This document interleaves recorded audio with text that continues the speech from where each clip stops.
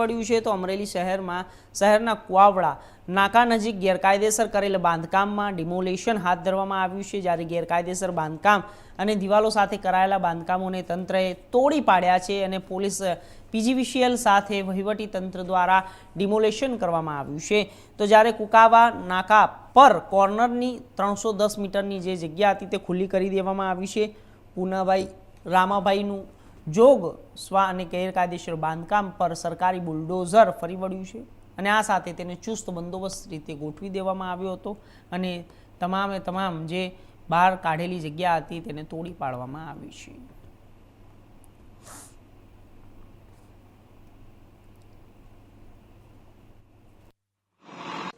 હરેશ એમ તલાટી, મામલતદાર શહેર અમરેલી। આજ રોજ તારીખ 8/7/2025ના રોજ સવારે 7 કલાકે ડિમોલેશનની કામગીરી હાથ ધરવામાં આવેલ છે, જેમાં પૂનાભાઈ રામભાઈ જોગસવા કુકાવ નાકાનું દબાણ દૂર કરવામાં આવેલ છે। ત્યારબાદ ટુકડિયાપરામાં જીતુભાઈ ખાખડિયા તથા ધર્મેશભાઈ વાળાના મકાનની ડિમોલેશનની કામગીરી અત્યારે હાલ ચાલુમાં છે।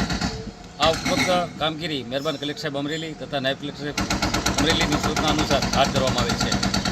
કેટલા ડિમોલેશન ટોટલ થવાના છે સર?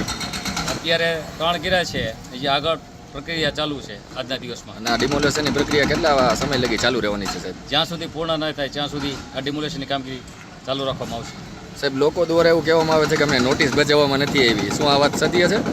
નોટિસો બજાવવામાં આવી, તેઓને જાણ હોવા છતાં પુરાવા લઈને પછી આ કામગીરી કરવામાં આવેલ છે।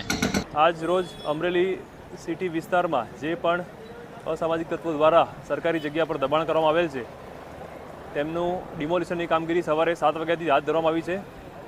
ઇન્ચાર્જ મામલતદાર શ્રીની હાજરીમાં સાથે જ નગરપાલિકા સ્ટાફ અને જીબીનો સ્ટાફને જોડે રાખી પૂરતો પોલીસ બંદોબસ્ત રાખી દબાણ દૂર કરવામાં આવી રહ્યું છે। કુકાવ રોડ પર પૂનાભાઈ જોગસવા દ્વારા ઇલીગલ તબેલો સરકારી જગ્યામાં બાંધવામાં આવેલ, સાથે જ રોકડિયાપરામાં રહેતા જીતુભાઈ ખાખડિયા અને ધર્મેશ વાળા દ્વારા દુકાન અને મકાનો સરકારી જગ્યામાં બાંધેલ, જેની કોઈ પણ પ્રકારની મંજૂરી હોય નહીં અને સરકારી જગ્યામાં દબાણ કરેલ હોય હાલમાં વહીવટીતંત્ર દ્વારા તે દૂર કરવામાં આવી રહ્યું છે।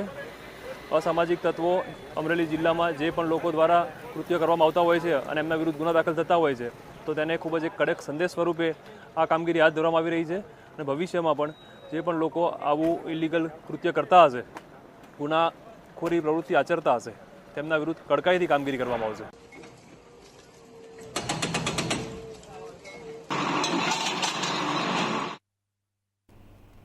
તો સુરતમાં શ્વાનનો આતંક સામે આવ્યો છે।